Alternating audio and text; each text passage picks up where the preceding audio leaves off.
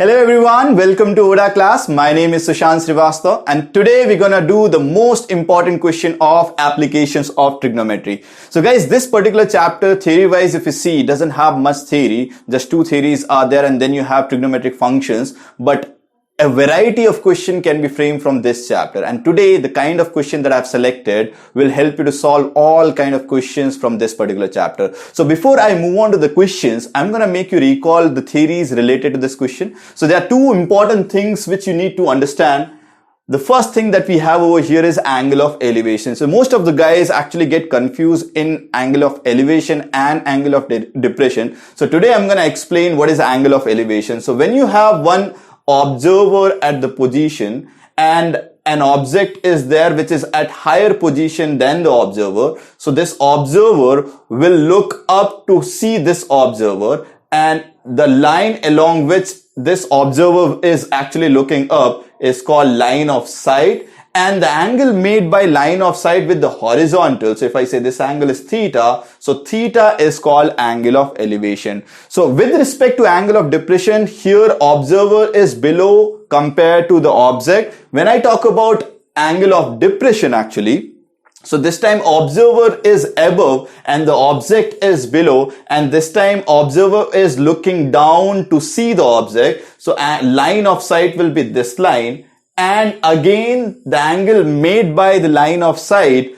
with respect to horizontal. So suppose if I say this is alpha, so line of sight is making angle alpha with the horizontal, so alpha will be nothing but angle of depression. In fact, if I say this is observer and this is object, so theta, the angle of elevation in this case, will come out to be equal to alpha. Now let's see what kind of question I have selected. In fact, I have selected two questions. One deals with the balloon problem, which is quite famous, and the second problem is related to when you have an observer looking at an object at certain angle, and then the observer actually climbs up at an angle, and then again he finds another elevation. So let's see the first problem, guys.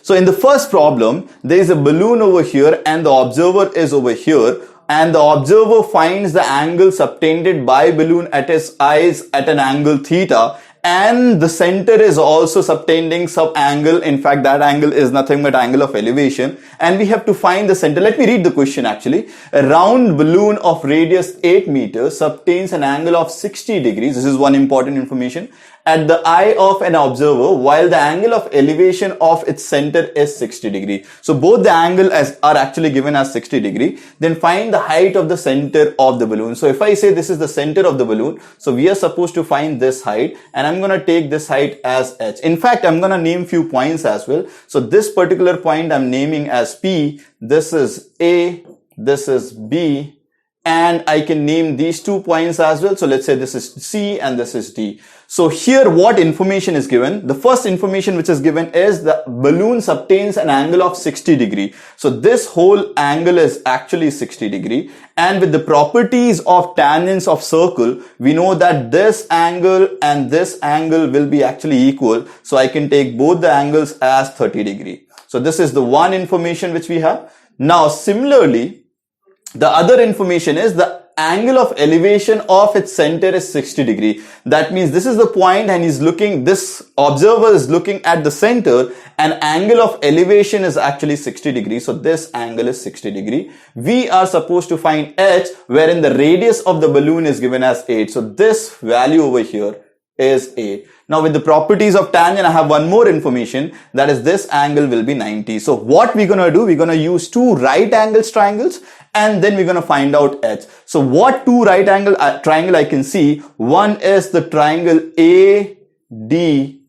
So I'm going to use this right angle triangle, and with using this right angle triangle, I will find out actually AP length. So I'm going to write in triangle ADP. So if perpendicular is given and we are supposed to find hypotenuse, I'm going to use sine 30 degree equals to AD by AP. Now we all know what is sine 30. Sine 30 is half, and in fact AD value is 8. So let me plug in that. So you get 8 upon AP, and from here one information that I get is AP is nothing but 16.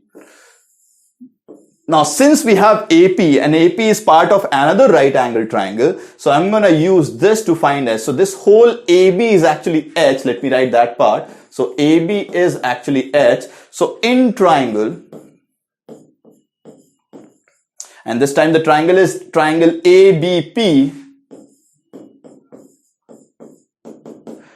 we know that hypotenuse AP is 16, which we have already worked on, and we are looking for the perpendicular. So again, let me use sine 60 degree because the angle is actually 60 degree. That will be equal to AB upon AP. Now sine 60 is root 3 by 2. So this becomes root 3 by 2. AB is H and AP we have found out as 16. So from here, if you walk on, H will come out to be 8 root 3. So this is how you find the height of the center from the ground. So if you have any doubt, again, you guys can put it in the comment box so that I can resolve your doubts. I'm going to move on to the next question.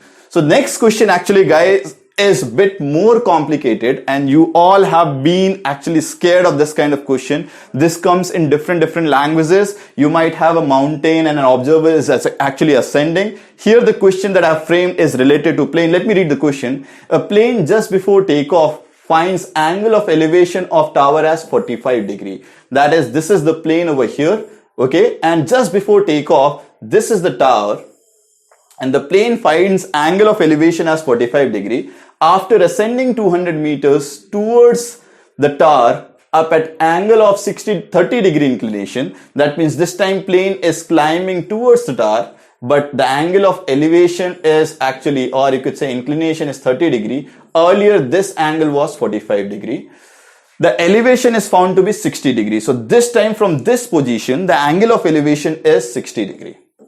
Okay, we are supposed to find height of tower. So first thing that we have to do is the thing that we are supposed to find, I'm going to take it as H, and along with that I'm going to name few things as well. So let's name this point as A, this as B, this is P, and there are few more points which I can name. So let's name this as Q, this is C, and this is T. Now guys, PQ is already given as 200 meters because the plane is ascending towards the tower with what unit? 200. So I'm going to write PQ as 200 meter. Now if PQ is known, and in this triangle I'm talking about triangle PDQ, PQ is known, angle is known, so I can find out all the sides. So let's use this triangle. So in triangle PDQ, I'm going to write sine 30, and sine 30 will be clearly perpendicular upon hypotenuse. So you'll get QD upon PQ. And sine 30 we know is half. So from here QD comes out to be 100. This is one information. Similarly, in the same triangle, if I talk about cos 30. So with cos 30, we'll have PD upon PQ. And since PQ is already known as 200 and cos 30 is root 3 by 2. So from here PD will come out to be 100 root 3.